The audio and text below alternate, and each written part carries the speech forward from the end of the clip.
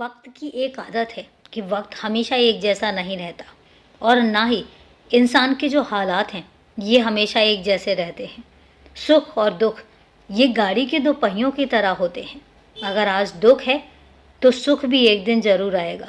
बस मेरी बात हमेशा याद रखना कि कभी भी दुख में इतना मत घबरा जाना कि तुम खुद को तोड़ लो, और जब सुख आए तो इतना मत इतरा जाना कि तुम्हें अपने आगे कोई दिखाई ही ना दे। सुख और दुख दोनों में अपने स्वभाव को सामान्य रखना, एक मुस्कुराहट के साथ और बिना किसी घमंड के। तुम्हारी ज़िंदगी में जो भी परीक्षा चल रही है, मैं तुमसे कह रहा हूँ, वो परीक्षा अब ख़त्म होती है। तुम अपनी परीक्षा में उत्तीर्ण हुए हो और वो भी बहुत अच्छे नंबरों से, और मैंने तुम्हें बनाया ही इस तरीके से है कि तुम कभी भी दुख में मेरा दामन नहीं छोड़ोगे और सुख आने पर कभी भी घमंड नहीं करोगे।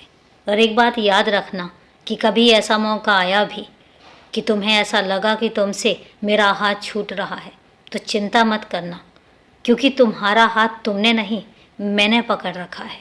तो अगर तुम्हें कभी ऐसा लगे तो इतना सोच लेना कि तुम्हारा हाथ तुमने नहीं, मैंने पकड़ा है, और मैं ज़िंदगी के किसी भी मोड़ पर तुम्हारा हाथ कभी नहीं छोड़ूंगा।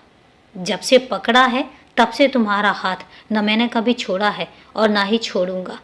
तुम्हारी जो भी उथल पुथल चलती है तुम मुझसे सवाल करते हो, कई बार तुम मुझे जिम्मेदार भी ठहरा देते हो, लेकिन परेशान मत होना।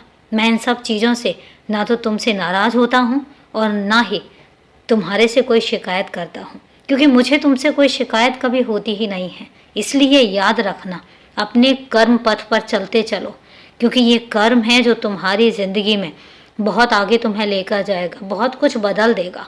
इसलिए कर्म करना कभी मत छोड़ना, क्योंकि कर्म है तो तुम हो। और याद रखना, ये जो तुम्हारे कर्तव्य हैं, ये कर्तव्य तुम्हें कहाँ तक लेकर जाएंगे ये तुम भी नहीं जानते हो, मैं जानता हूँ।